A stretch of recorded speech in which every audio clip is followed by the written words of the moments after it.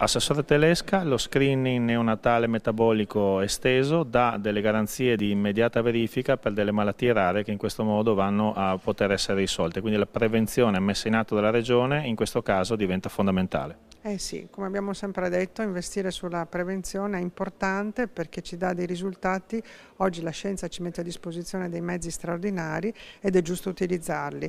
In questo caso specifico, proprio una diagnosi fatta per alcune situazioni anche nella prima settimana di vita del bambino consente di evitare poi disabilità, a volte anche decessi, morti, e quindi dà anche una tranquillità alle famiglie. Sono una serie di malattie che sono rare, però sono numerose, per cui di fatto è uno strumento ottimo che abbiamo a disposizione per migliorare la salute dei nostri cittadini.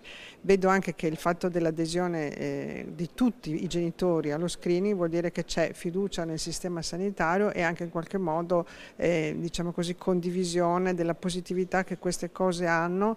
Sono complesse, richiedono un'organizzazione complessa, però hanno una forte e importante ricaduta, perché quando si può evitare una disabilità o una morte credo che sia importante farlo. Friuli Venezia Giulia, insieme ad altre 9 regioni italiane, ha un po' anticipato quelle che saranno delle linee guida definitive. Ciò significa che entro breve comunque diventerà una prassi fissa, assoluta questa. E infatti questa è la dimostrazione che ormai l'evidenza scientifica dice che in questi casi, quando si può anche intervenire con la cura, è bene farlo. Ne ha preso atto ovviamente anche il sistema nazionale, nei nuovi livelli essenziali lo prevederà, ci vorrà però del tempo. Noi abbiamo la possibilità come regioni di comunque fornire questo servizio, questa prestazione, anche se non è nei prontuari nazionali, e abbiamo deciso di farlo perché crediamo che sia giusto per i nostri cittadini.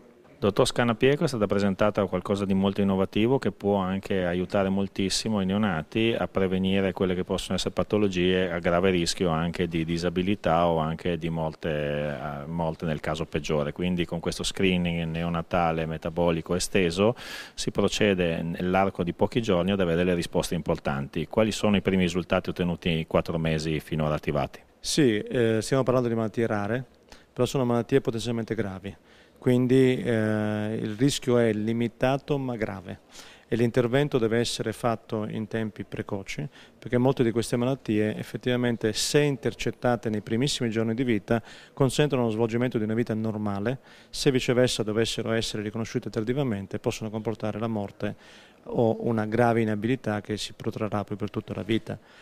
I primi risultati sono molto positivi, sia dal punto di vista dello sforzo organizzativo che è stato fatto, e direi che 2 indicatori: il fatto che sia partito in modo simultaneo in tutta la regione senza difficoltà organizzative vuol dire che c'è un buon sistema di rete a monte, oltre alla capacità organizzativa che può aver avuto il Burlo, e l'altro indicatore che mi piace sottolineare è che, essendo un test facoltativo e quindi per cui va richiesto il consenso informato ai genitori, non abbiamo avuto nessun rifiuto, il che vuol dire che lo sforzo, l'impegno dei professionisti della sanità, degli infermieri, delle ostetriche che hanno parlato con i genitori è stato ripagato ampiamente.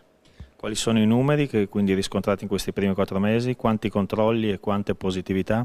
Dal 1° di aprile al 31 di luglio su 2.800 nati sono stati effettuati, come dicevo appunto, test su tutti i bambini, su tutti i neonati. Sono state rilevate 2 di queste malattie, tenendo conto che il numero atteso è circa di 1, 2 diciamo ogni 3.000 nati più o meno all'anno.